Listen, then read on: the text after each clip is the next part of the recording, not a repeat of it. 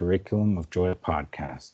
My name is Wanko Oberhuber, and my guest today is Matt Drago. Welcome.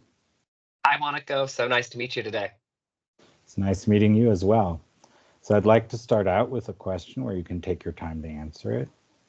How did you come to see the world the way you do today?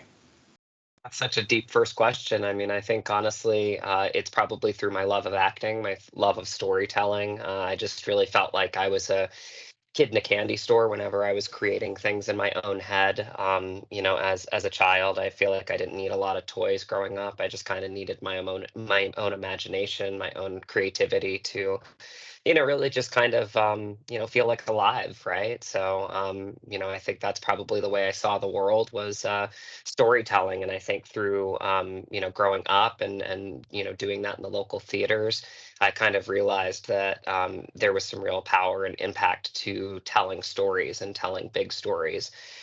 So I do. I kind of go back to the beginning. I feel like it's probably all just ingrained in me. I really felt like I never caught the acting bug. I feel like I was born inside of me. And so I feel like it's probably a big part of how I see the world.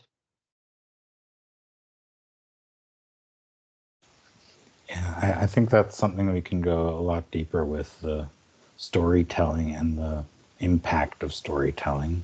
And maybe you'd like to share some of the ideas that came up, the imaginings, because I know that many of us have had these imaginings as children, but they probably are very different. So maybe you'd like to share some of that. Yeah, I mean, I think for me, it was really just kind of about, being a kid, right? And creating little scenarios like we do growing up, playing and not necessarily needing a lot of toys to do it, not needing a lot of other people's stories to do it. So I grew up in, like I said, rural Virginia, in the foothills of the Appalachians and, just Shenandoah National Park. Great nature out there, great hikes. And so I spent a lot of time outside, just in nature. And I felt like it just kind of got my imagination stirring. And yeah, I mean, growing up, like I said, there wasn't a lot of TV and film in Virginia. So I found myself getting into theater as early as possible. My first stage show was at 4 years old. I was on stage, and I think I probably did about 15 to 20 theater shows growing up. Um, I always tell actors like it's the best time to learn, right? Because you don't have the burdens of, paying bills and being an adult. Like, so this is a time where really you can hone in on your craft and hone in on the joy that it brings you or doesn't bring you. And for me, it just brought me so much joy. But I think it was really impactful too. My first paying gig was in dinner theater, and I was lucky enough to, book three different jobs with the same dinner theater, and it was a really humbling experience because I would be on stage, singing my ballad, but then I would be off stage, resetting plates and clearing tables and refilling drinks. And so I really felt like from an early age, I felt like, my dream was going to take work, and I was up for the challenge of it. And I think that's kind of what shaped me. I think what else shaped me is the people's feedback when I tell a great story, when I connected to a great character, just coming off stage and people just kind of, coming to me and, telling me things that they liked or things that spoke to them about my performance. And I think that's kind of the beauty of storytelling is that, the greatest currency that you can get sometimes is that compliment. It's that way to touch people. It's that way to impact their lives and maybe make them a little bit more introspective. So I felt from a very early age that it really did have impact. And I remember this moment as a 14 or 15-year-old playing Little Patrick and Mame at the Riverside Dinner Theater in Fredericksburg. There was this woman that came up to me, and she was in her 70s. And, Little Patrick is kind of like a son mother kind of dynamic show. It's a beautiful show. And she came to me afterwards, and I think I was serving her table, and she said, young man, I really wanted to thank you. Your performance tonight really taught me that I needed to make an impact to be closer to my son. And, as a 14 or a 15-year-old, that was something that really touched me because it showed me the impact that what we do really can matter. And so I felt like from that point on, it really just inspired me and really fired me up to, um, you know, get to tell those stories and to, impact people through storytelling and, connect them to their humanity. And I think that there's just no better contribution that I can have, at least that I can think of, to the world than telling some great stories while I'm here on this planet.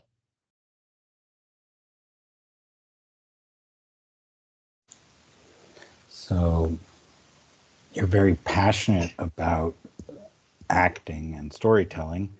Did it go into other areas as well? This passion, like into writing or into you spoke of singing, so you also sang, of course, and and then this whole area of creativity.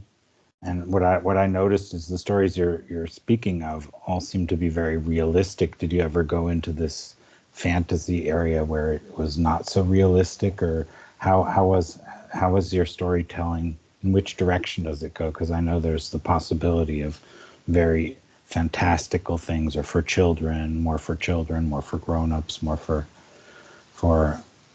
grown-up topics, more for teenage topics. There's so many different ways you can go. What has been your most important direction, or have you tried many of them and then come to a certain one that you like best, or do you like all of them? I don't know. I have many Yeah. questions.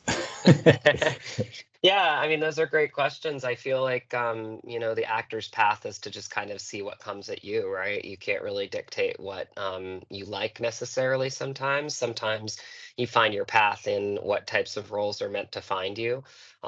It's a famous quote that, 100% of the roles that are meant for you will find a way for you. And I think that, I think that that's kind of the way I've looked at it in my life. I mean, I have done children's shows and I love children's shows. I mean, I feel like children are a wonderful audience because they'll tell you the truth, and if you're not bringing the energy, they'll let you know it.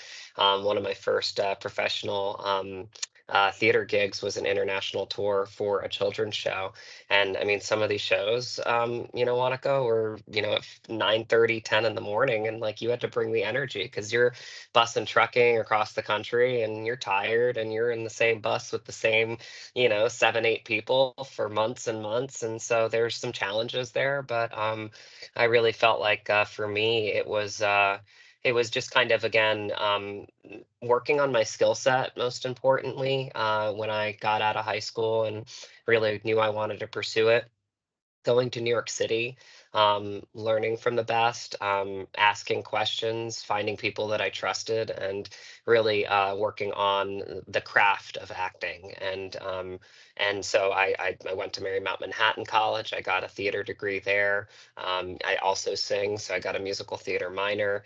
I also studied with the great Terry Schreiber, who became like a grandfather to me and is just an incredible acting teacher. And really, what was so special about him is he really kind of knew all of the different teachings, whether it be Stanislavski or Meisner, or he actually knew Lee Strasberg, which is the method approach, which I've pretty much adopted at this point for a lot of my roles. Is he really kind of gave you all of these different, acting, methods, if you were, and kind of found a way to like let you find your own path through that. So I felt safe in his acting class for about 2.5 years, and um, it really did. It just kind of focused my ability to understand how I was going to build characters, and then from that, yeah, I mean, you wish that you could pick all your roles, but that's not really the case, and unless you're tip of the top and you're producing your own material, which is something that I aspire to do. My wife and I have our own production company, so we are hoping that we will eventually get to that point where we'll be producing our own stuff, and then you can have a little bit more creative control. But for the actor, it's getting a script, it's getting a role, and finding joy in that. An audition is a win. I always say that, like, if you get an audition, that's your opportunity to uniquely bring yourself to the character and find ways to, be that little kid again, right? That brings joy to whatever you do. And when you have the craft of it behind you and you know how to build a character, you paint a picture as quickly as you can. And sure, it's not, the most organic of scenarios, right? Because you're shooting it against this blue wall, right?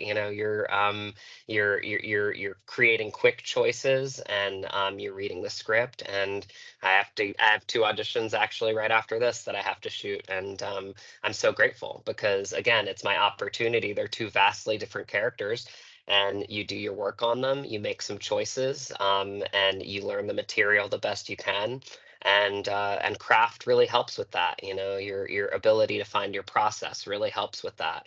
And when you have that, you just keep the door open to whatever roles will find you.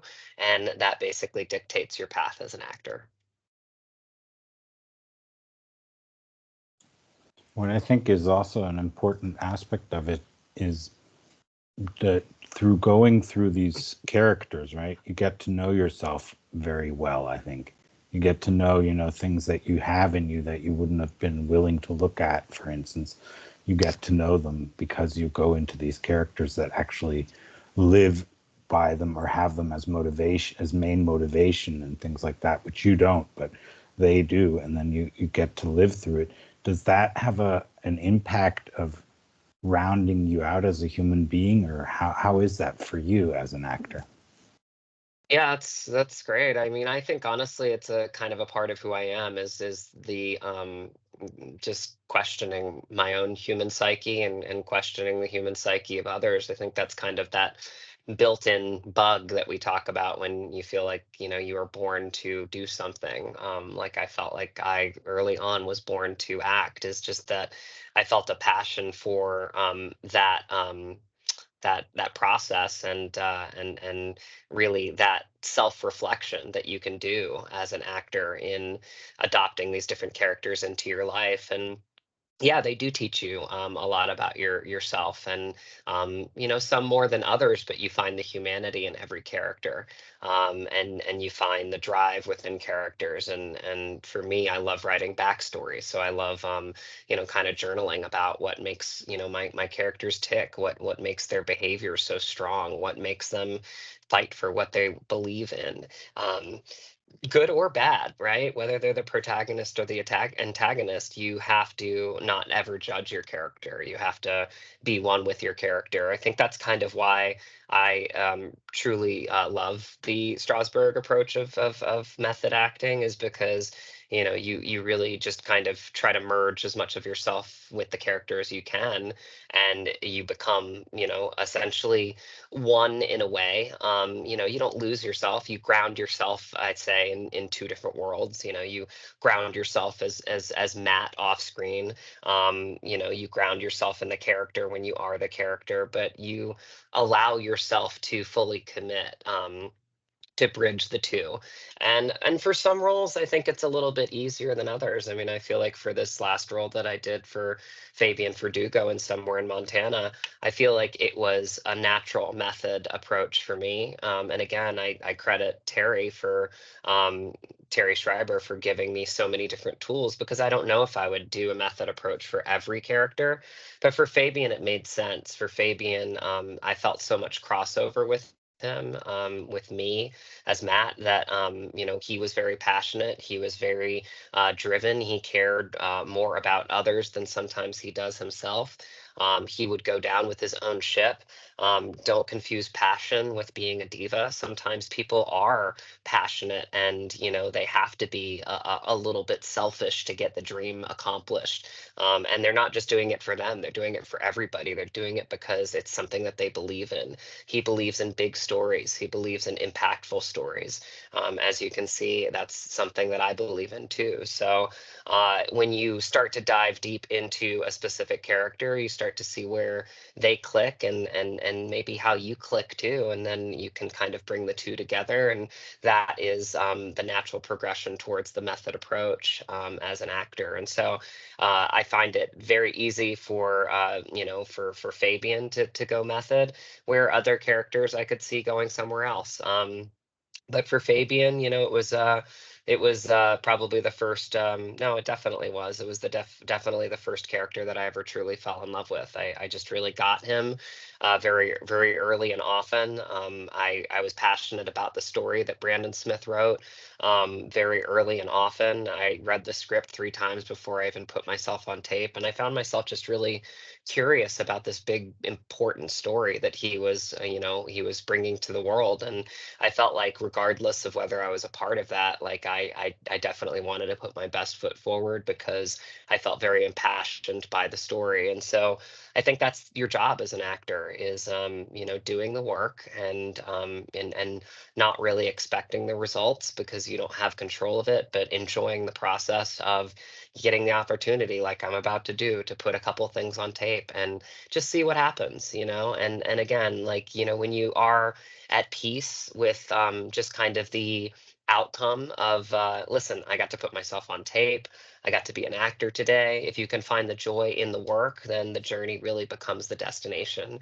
And I think that that's really when you're in the sweet spot as an actor, and when you become a little bit more attractive, you become a little bit more like a beacon of light, like I say, because a beacon of light is something that will attract people that just that you show that you can impress upon by your love of the commitment of serving the story, of serving the director, of serving the writer's words. And that's what you're there to do. I mean, you're there to collaborate, and I just love collaborating with my fellow actors. I love collaborating with the directors, the producers.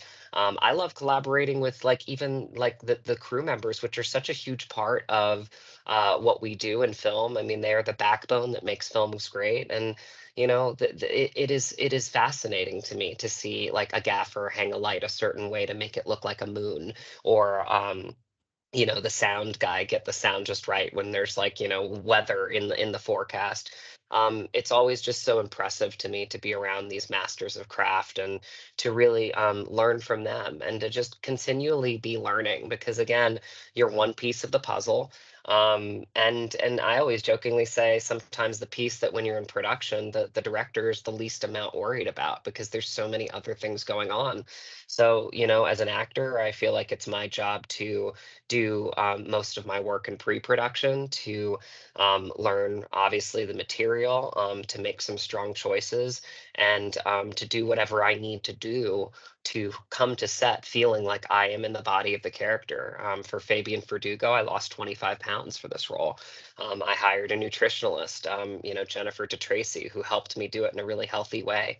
And I just felt like that was something that gave me the body of the character. It gave me the ability to, when I came to set, I felt like I was truly in, like, the world and the body of the character. Because again, Fabian for me was somebody that forgot to eat meals sometimes. He cared more about others than he cared about himself. And so he was very wired, he's up against the clock. He only has so much time. And so all of these instruments to me made it feel like he probably was somebody that was a little bit leaner, a little bit, just kind of more driven, and again, maybe not taking care of himself in the best way sometimes.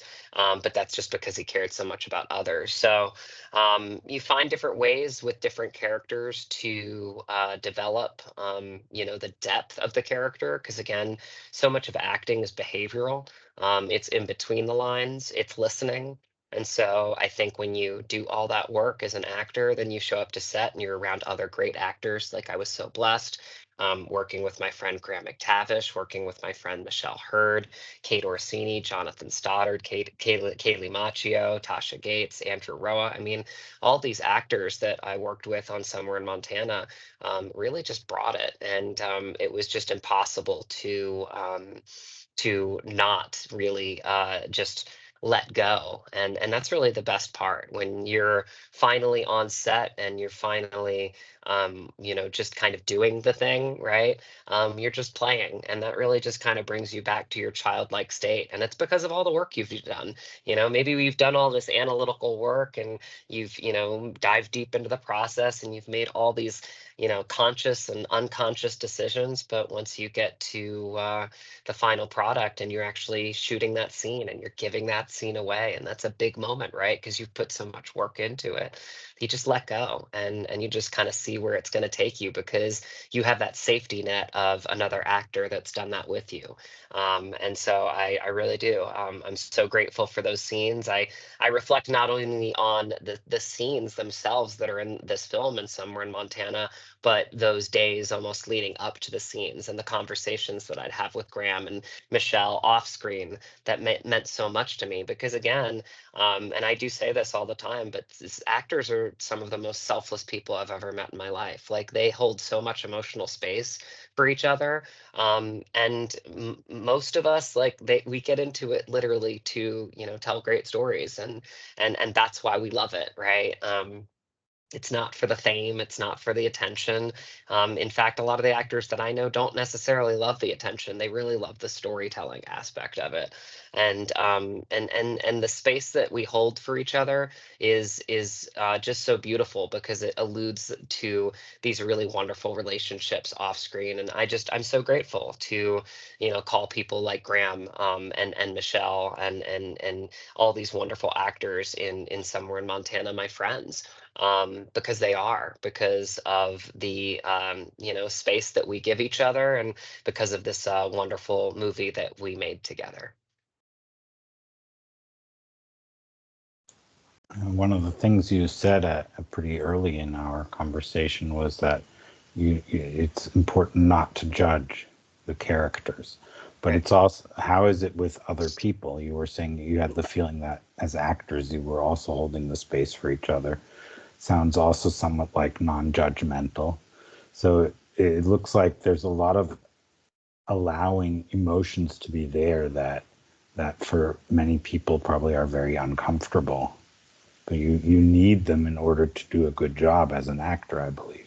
And so the question is it something that is also that you think would fit into your everyday life as well, that this being open and willing to engage with emotions that are can be very strong, is that something that is very helpful, or how do you feel about it in your also in your development as a human being living a life that is full of adventure?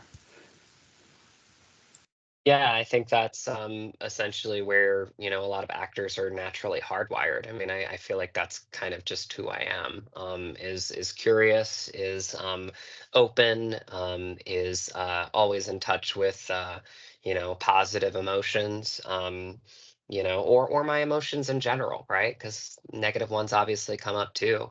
I think it's so much built on who I am, and I do. I think a lot of actors are built the same way, like spiritually. If there are genetic designs to what an actor's mind and heart looks like, I mean, I feel like there's probably a lot of crossover there. Um, because I do. I feel like we are. Um, Curious by nature. We really love connecting with each other. We love bringing light to others. We are storytellers. We're proud storytellers, and I think that dictates such a big part of who we are as people. Is just really. Coming together and diving deep into our own characters. And yeah, I mean, you make choices, and listen, I mean, sometimes your character will judge another character because you're trying to show something. In Somewhere in Montana, that is a big through line, is that we are two uniquely different people, and so obviously we are judging each other. So that is actually part of my job at that point, is to showcase that, yeah, I do have a lot of judgment towards somebody that's not like me, and he has a lot of judgment towards me, and we're both wrong. I mean, Brandon writes a very eloquent script, because he writes both the lead characters of Fabian and John as the protagonists and the antagonists of the same story, you know. And isn't that so true of life? Is that we are, good people. We're doing the best we can, but we antagonize each other, and so that does come in the form of judgment sometimes. And um, so I think when you have a character like this that is judging another character in that way, it's to showcase that, maybe we're both wrong, maybe we both could do better. This is a story of the times.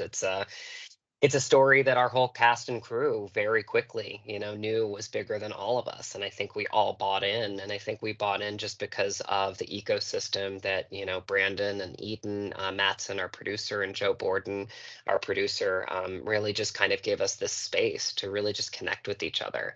And it really led to just these incredible relationships. Like I said, I came to set and I had this feeling that, like, this cast and crew was going to become a family, and I was right. Like, Graham is one of the first people in my life. He's the first person in my life that called me mate, which is a sign of Scottish camaraderie, and it just meant so much to me. Like, when he was leaving set the last time and he was about to get into his car, he looked back at me and he said, "I'll see you, mate."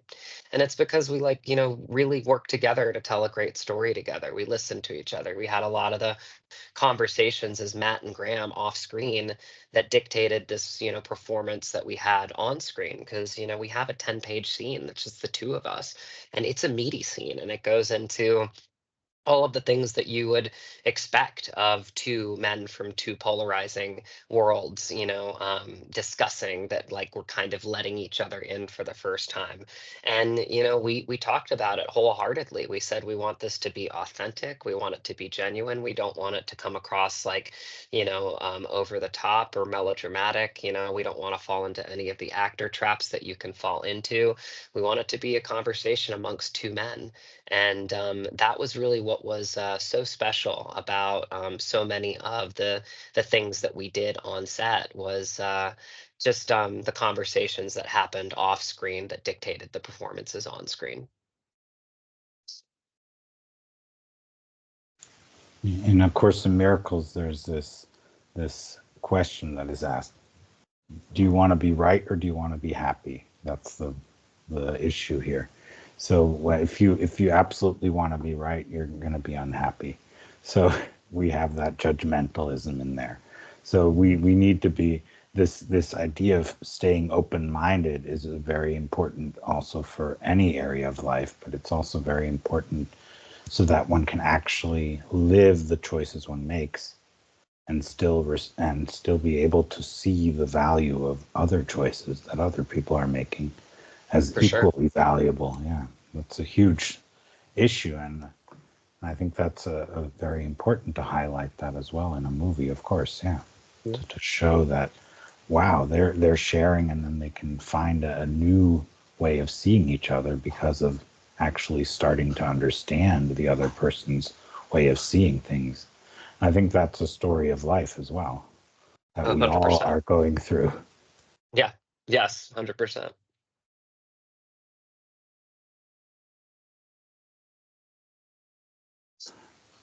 Yeah, let's look into the creative process.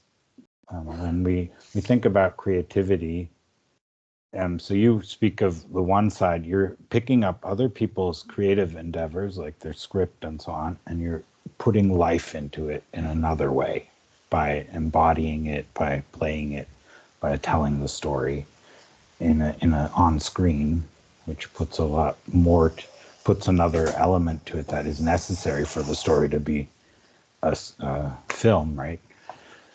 Instead of a book or a written story or a spoken story, right? It could be, Hmm. it's not an audio book, it's a film.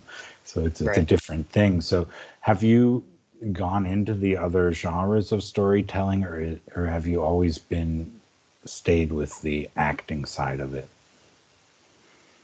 Um, I mean, for me, it's mostly been acting. I do. I really like the embodiment of characters. But I will say that, with this new chapter that I have with my wife and in our production company, it's a little bit more right brain. I'm, going to hopefully use a little bit more of my salesmanship to, really fight for the funding, because so much of film is the off-screen stuff. It's all of these moving pieces. It's all of the people that, and especially for indie films that are putting everything on the line because it's a story that they believe in.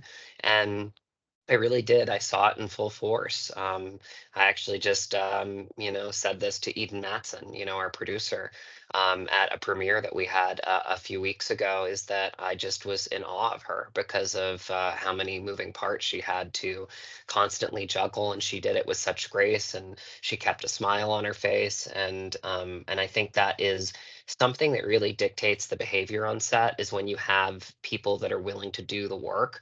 That way the ecosystem can stay, as clean as possible, because there are so many challenges when you're on set, when you're shooting on location, when you're dealing with weather, when you're dealing with different things. And so um, I really did. I learned a lot from her. I think it inspired me to, be as much of an actor, but more so, even, more is a collaborator. I think I've really learned in my life that, acting is and forever will be my first love in life, but I truly love collaborating as well.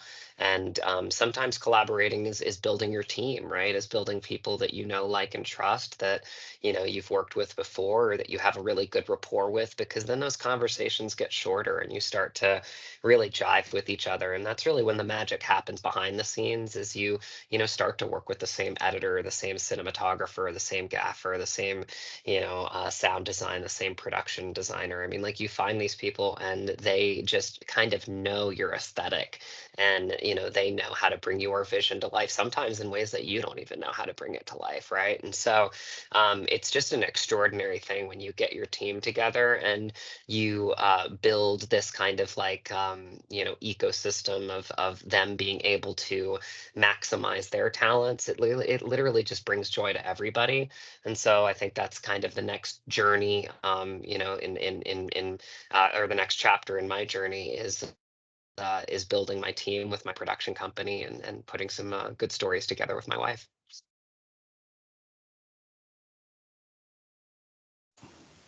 Yeah, there's a lot to that, and it has a lot to do with connecting with other people and connecting, generally connecting, actually. And one of the things that I think is very important is to see the value of what one's doing. And I think you spoke a lot about that, the value of storytelling, of how it can help other people to see things that were blind spots or were hard to take or whatever. And what I think is also so beautiful about stories is that we are able to look at things and not have to immediately do something about it, right? We can think through it, and then if it has an impact, then we will make some choice about it, or do something differently. But it doesn't have to be exactly the same story as what I'm going through, but just Right. needs to have an idea or a solution or something that helps me find something that helps me. And that's what I think about your teamwork aspect. That's something which I think is so important, is talking with other people actually starts the juices going, and then you get new ideas. So it's like you're picking up on each other and grabbing these things. So what I think is also another aspect is the different states of minds that one goes through. And maybe you would like to share, there's so many different spots you can be in, and you will need different states of mind in order to play different roles, or get into different moods of the scenes and so on, because you can't be in the same space all the time, otherwise it wouldn't be authentic or wouldn't be realistic. Because if I'm always in this analytical state of mind, then the person will be very dry, right, most of the time. But you need the mix.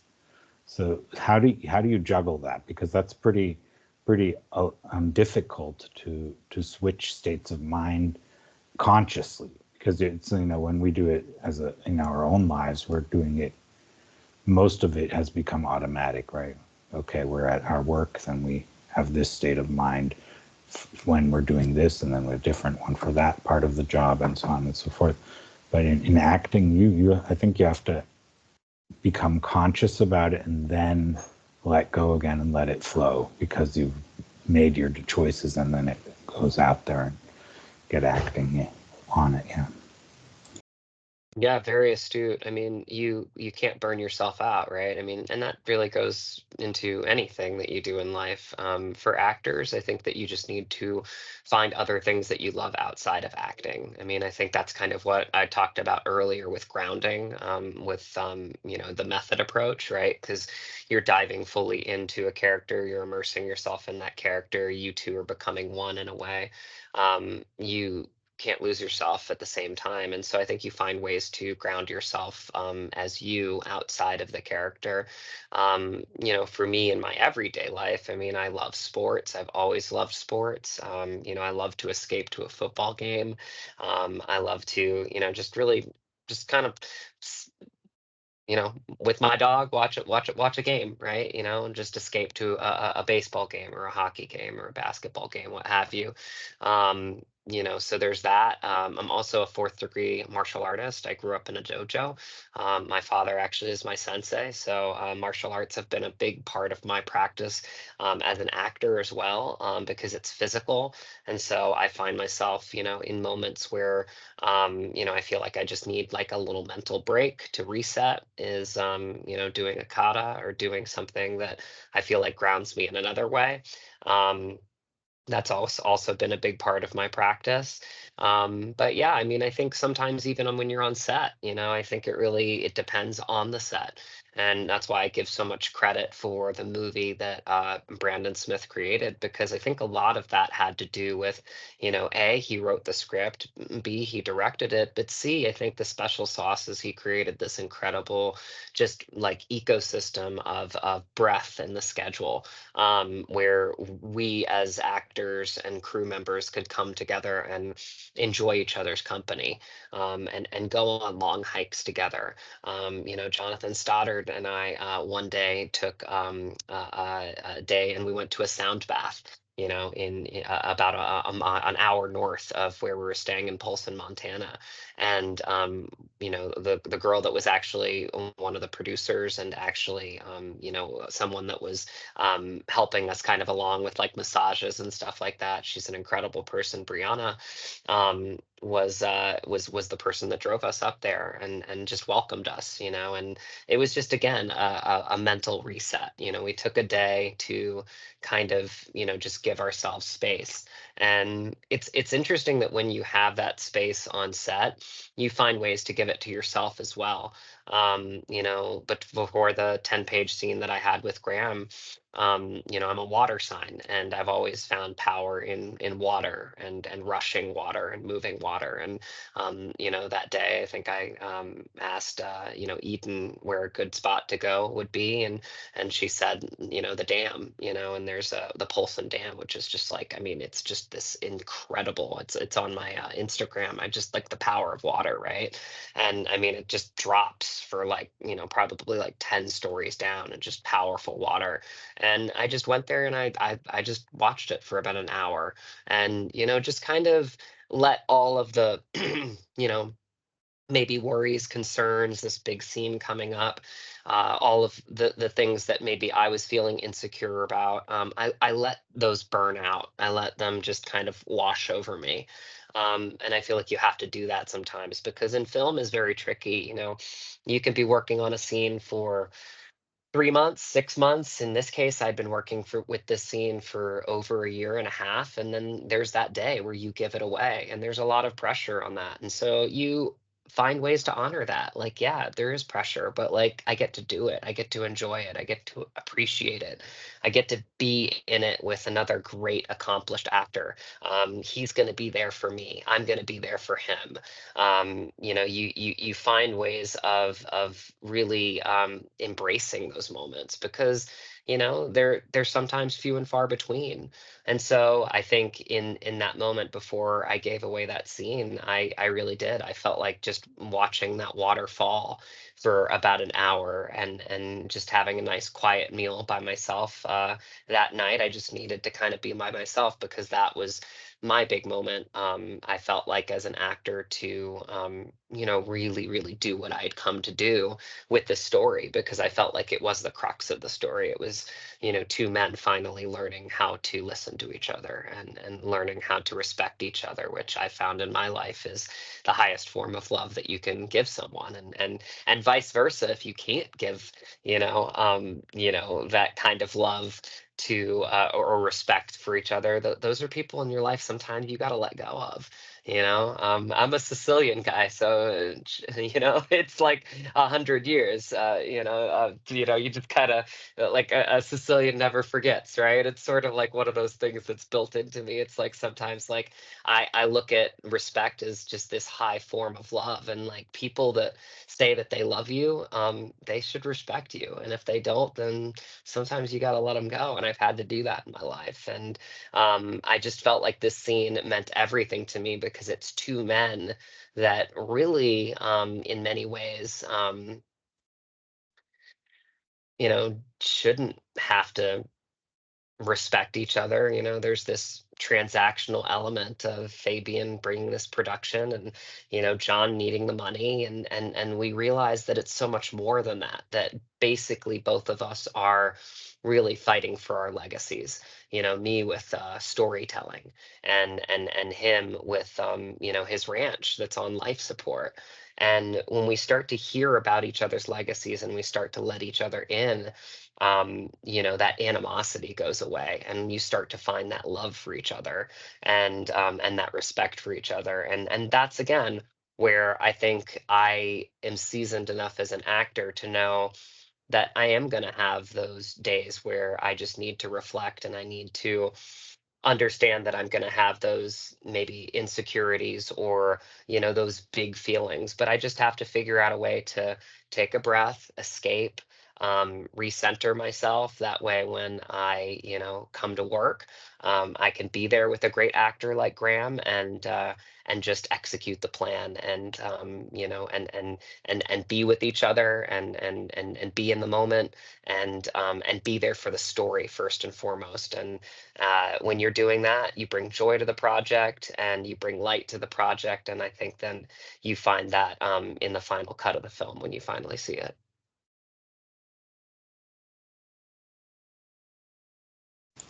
Yeah, well, one of the things is, I was speaking about this shifting in the state of mind you're in, is also part of, like, when one character suddenly starts to develop an understanding for the other character. There's this shift in their mind, and they suddenly start speaking differently, right? So you have to deal with that as an actor as well, right? When you suddenly, oh my God, something totally new comes to the mind of that character, and they start shifting. And yes, the other shift you were speaking of between acting and then the breaks, and what do you do with the breaks, and how does that help your acting, right? But the other thing is also within the role, you're moving through these different recognitions, different states of being, and different understandings of things. So, like, a character might, like I was saying, it might be very analytical most of the time, and then suddenly this emotional state comes up, and you have to move through that. And just because you know that that happens in your own life doesn't mean that it's easy to do when you're acting, right? Because, like I was saying, you need to be very conscious about that. Well, when it's your own life, okay, it's something you, like, have to let happen, of course. But in the acting, you have to, possibly, if it's not as close to the way you are as a person, like you were saying, in the one method, you use your own background a lot to merge with the character. But in other methods, you might be using the opposite, like saying, okay, it's the opposite of who I am, so what would that be like? Or I don't know what the different methods are. There's so many. Or it's just the body language method, where you just set up the body language, whatever. But anyways, this moving through these states is a huge challenge, I think, especially when a character suddenly is surprised by a recognition of something they would have never been able to accept beforehand. 100%, 100%. And I think again, it, goes back to what I was able to bring to Fabian. And I think respect is such a big part of this that, again, Cent'anni, which is 100 years, it's long life in Sicilian, but it also kind of also means like, we don't forget, right? And I think that like we get to this point sometimes in relationships where there's like that reckoning of like, what does respect look like? And I think for John and Fabian in this movie, it was something that I was able to kind of almost bring as my character. We're on the verge of really disrespecting each other to the point where there will not be a reconciliation, and it's really the guiding forces of really the two leading women in Michelle Hurd and Kaylee Macchio that are kind of the guide rails to bring us together, which is so much the case in life, right? This is, why I believe women should rule the world because they really do see life sometimes in a much more delicate state than men do, I think, because they bring it into the world. But they are, and I think Brandon writes it so beautifully, like the guiding forces to bring us to a place where we can really listen to each other before it gets too sour, before it gets past the point of no return, before it gets to Cent'anni, right? So I think that there's just this really, you know, really magical moment in the film, and Andrew Roa, my friend, who is Native American, he brought himself to the character. He did a tribal chant for a ceremony scene. A lot of Native American cultures, when they lose somebody in life, they grieve hard for a year, and they allow themselves to grieve hard for a year, and then they let them go. And they give away a lot of that person's items to other people in a way that they can live on through other people so that they can move on with the rest of their life. And it's just such a beautiful scene because it's something that we all come to understand where John's pain stems from, and it stems from the loss of his wife and needing to move on. And so this film and this crew are kind of the catalysts for him to be able to move forward with his own life in a way that he hasn't been able to move on. But it also really gives Fabian the ability to reflect and to appreciate, his journey and his legacy and and his character a little bit more. And I think what Brandon does so eloquently is that you don't have to agree on everything because frankly you never will, but we start to at least appreciate each other, and then we find that respect for each other, and that does build into a friendship. And I think that that is what's powerful about this story when you see it. And there's some twists and turns out there that I won't give away, but there it is a very powerful story in the core of it, and I think it really does go back to my method approach because I feel like I was allowing myself to bring a lot of myself in my beliefs as Matt into Fabian's beliefs, and I think it really for this role specifically worked really well. So, what do you think about the ideas of separation and joining? Because in a Course in Miracles, one of the main statements is we brought about this world through the idea of separation, thinking that we're separate from where we come from. And the way back home would be the one to recognize who we actually are. Now, all these characters are going through the huge shifts and in recognition of who they are, what their value is. And in the Course in Miracles, for instance, it says we all are infinitely valuable in the mind of God, which is a beautiful thought, right? To say, okay, you don't have to have done anything specific to be valuable. It's an intrinsic. It's also something that the human rights has picked up on, right? You have human rights. You don't have to. You just by being there. You don't have to have done anything to have those rights. And all these things that are in there, yeah, we're all valuable. I think that's a very important fact, that thing that we as humanity have been starting to look at, right? That we're valuable without having any prerequisites for it. I think storytelling is a very powerful tool to show that. Yeah, I don't know where to go from there. I mean, that's a big thought. I think what I love so much about acting and storytelling is it is that you're in a constant state of reflection. You're always searching. You're always looking for little nuggets that you can adopt into a character, and you really just kind of want to pull in as much as necessary. And that really does come through the different processes that you learn, but it also comes from learning how to let them go and learning not to. And I think I fell into this trap even when I was learning so much in New York City and all of these different practices as I started to really just want to be good at it, want to be good at acting, which now sounds so silly to me.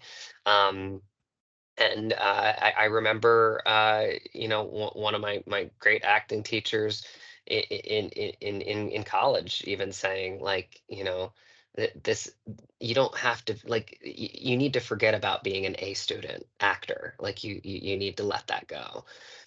Because I was always wanting to show my work and show how much I was working very hard at developing my craft and taking on an extra scene if I needed to, and always being off book, and yeah, I mean, I think the work ethic is has always been there for me. But I think when I started to let go a little bit more, when I started to work outside of college too, with Terry Schreiber, and I started to really just kind of be nurtured in his studio, I think I learned to let go of those feelings of needing to be good, not needing to get an A, like actually risking to fail. And I think that's really honestly what you need to do as a good artist is risk to fail. It's okay to fail. Sometimes you learn from failing, and sometimes you find something amazing when you fail, specifically. So it's really just kind of um for me at this point, I think I keep it simple in my practice, which is, I start really just being an investigator, like a detective, and I just, start to let my, feelings and emotions and curiosity run wild, and I start to just reflect on what I believe this character to be and what uniquely I can bring to this character, and like I said, backstories help me do that because it creates this just really firm foundation that I can draw upon in an instant unknowingly. So I don't have to think about the work that I've done. I throw it aside because, again, when you do all this work, I mean, it's like Sir Anthony Hopkins says, I mean, just say the words. Well, actors understand what he says when he says just say the words because he's made judgments and observations about every little thing with his character and in the world of where the story is taking place. And so when he's doing that, all that's left is to say the words, and so that's what he's saying. And so I think when you think about good acting, you want to have your craft and you want to have the ability to design that craft and that process, whatever it is uniquely for the actor, because you can't tell somebody what their process is. It's uniquely theirs. You can just give them the ability to find it themselves. And that's what Terry did for me. And it really just unlocked everything for me because now I don't really think about it so much. I just do it. And I do it in a way that brings me joy. And then from there, the best part happens. Like I said, when you get to set, you just literally let it all go because you don't even know what's going to happen at that point. And that's really just kind of when you're truly playing, right? Like Shakespeare says, we're all players, right? And that's really when it becomes just so fun because again, you sometimes will look at these takes and you're like, I have no idea where that came from. I mean, I had a breakdown scene in this film, and it's essentially where, Fabian's losing everything. He's losing his dream. He's losing this passion project that he's worked so hard for. And, it's something that he felt like was a big story that maybe will never be told. Um, and so It's one of those moments where he feels like he literally has lost everything, and he's lost himself in that process. And so, the things that I gave myself to get to that point, there was one moment where I just started sobbing on set for probably a good 5 minutes, and like they just rolled tape on it. And I mean, they just used one little snippet of it because they wanted to show like how devastated I was so they could move on to the next scene. But it's that ability to be that open to doing what you need to do, as an actor, because again, you are serving the director, you're serving the writer, you're serving the producers, you're serving all these crew members and your fellow actors that are there, to tell a great story with you. Is that, sometimes you just kind of have to give yourself the space to, you know go there, and whatever that is, and sometimes that's not apologizing for it. And then the editor can take what they want, what they need to sculpt that final product. But I think risking failure and allowing failure to happen, and allowing not to judge my work like I used to, as a student when I was learning all of these different processes, has given me the freedom to try to really find, really what acting is, which, to me is really just kind of going back to that childlike state and just enjoying, the characters, the human psyche, the joy that impactful stories can have on people. And that's why I'm just so proud to call myself an actor.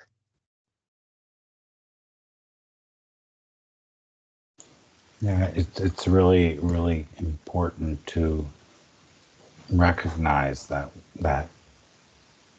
failure, as you've been stating it, or mistakes and things are something that need to be part of it, because otherwise if you are always so tense about getting it perfect and getting things perfect, then you lose the joy of it. And so to get too tense, and that's why all that preparation is so important, right? So that you can then let go and let all that preparation flow into it, and you don't have to think about it as much anymore. Right. But it's also a matter of, like you were saying, having all those tools. So if you have all the tools, then and you have all this, what do you call it, this background information, you can actually pick up from what's going on. The thing is also, you have to be very good. You have to also be able to pick up on what's happening, because things come that you're not expecting. Because of course Of the other course. people in the story are also going through different things. So you have to be able to play off of that, and Yeah. that freedom has to allow that as well. So it's not, you can't be you can only prepare to a certain degree, and the rest needs to be actually using what's there. You have to let go of this necessity that it has to come in a certain way. I mean, I know that sometimes you might say the words from the script in a different order, but you have to pick up on that and then continue, because it actually doesn't matter. It's the message that matters. That the order was just something you had in your head, like it has to be that way. But then when it comes to actually going through it, you might be willing, especially on stage, if you can't re-edit it, right? You have to be okay Right. with picking up from what actually happens. You might have to help your fellow actor with some input to get them back on track, right? And, Sure. and it's still a good show. It's still a great show. It's That doesn't mean it's a bad show, but you get, when you're tense, you get so worried about that actually you can't even become spontaneous in the moment and react to and respond in a way that actually strengthens the whole situation rather than making it weak. It's one of my favorite lines in, one of my favorite Broadway musicals, Company, by Sondheim. And the line actually is one that my friend actually got to say on the Broadway stage, which was just so special to me. but the line is, don't be afraid it won't be perfect. The only thing to be afraid of really is that it won't be. And I think that's kind of, reminiscent of kind of how I feel acting is, right? Is that you can't be afraid it won't be perfect because it never will be perfect, but be afraid that it won't be, that it won't exist. And so the only way to really do good acting, and I feel like where I really started to understand, um, you know, who I was as an actor and what I believed in as an actor and what I was capable of as an actor is when I started to fully let go and trust myself and trust my process and just say the words, right? Because a lot of times when you do the work, the words are enough. And then you let go and you don't strive for perfection. You just enjoy the ability to tell a great story, and you enjoy the ability to collaborate with other great storytellers, and you have no judgments on what is or isn't going to happen, and uh, and I think the best work always comes out of that. Yeah, many people are afraid, for instance, to speak about their experiences or whatever, right? And they get so afraid about it that then there's all these things that get in the way. Now, you're never going to be telling your story the same way. You're never going to be exactly the same. And no matter, and some people then tend to learn it by heart and then go, okay, we're going to always do the same show, right? But then you can't respond to what comes up because if you're so set on it, no matter what the other person will say or do, you will be always answering the same way. So you're actually not listening. And that can get in the way of acting as well because you need to listen, you need to respond, and you need to interact. And so these are huge aspects of the human life as well. Because, and like you said, if you don't do it, it's not going to happen. So, Right. and if you're so afraid of mistakes that you don't actually start, like, I mean, yeah, I could say, okay, I started podcasting. I could say, okay, I don't start podcasting because you're not perfect. Well, if I waited until I was what I thought was perfect, I wouldn't have ever started. Right. Right. I mean, Exactly. as simple as that, right? Right. And the same with life. I mean, you would never, if you wait until you have this perfect relationship before you marry, probably will never marry because Mhm. what is a perfect relationship? You actually don't Exactly. know. We actually Right. don't know what is perfect. So whatever we're judging and saying is perfect may actually be something totally different. But you only find out by actually walking the walk, walking, yeah, by going there. You won't 100%. find out any other way. Okay, so I'd like to thank you so much for coming on the podcast. And is there anything you would like to say that I didn't ask you about or share before we wrap up? Well, first of all, Monaco, thank you so much for having me on your show today. This has been a wonderful, deep, rich conversation, and it becomes part of my journey too. So, I truly appreciate your platform and connecting and having a really great conversation today. In terms of connecting with me, I basically am only on one social media platform, Instagram at Matt Drago, MattDrago.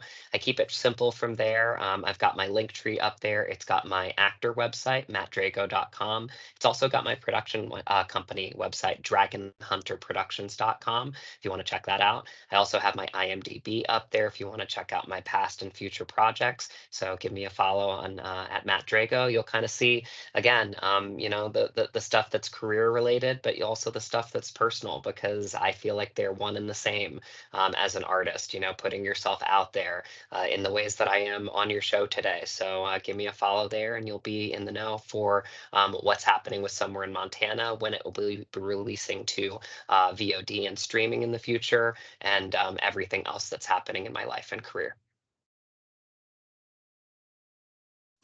Wonderful. Yeah, and thank you everyone for joining on the podcast. We are walking each other home, as I like to say, which is from A Course in Miracles. And so we need each other to get home. And so we need actors, we need other professions, we need us, we need each other. We just do. And that's the beauty of it. So Amen. if anyone wants to, please review the podcast, subscribe to it, and if anyone wants to be on the podcast, please connect with me, and you can be a guest as well, like Matt Drago was here today. So thank you all, and blessings until next time.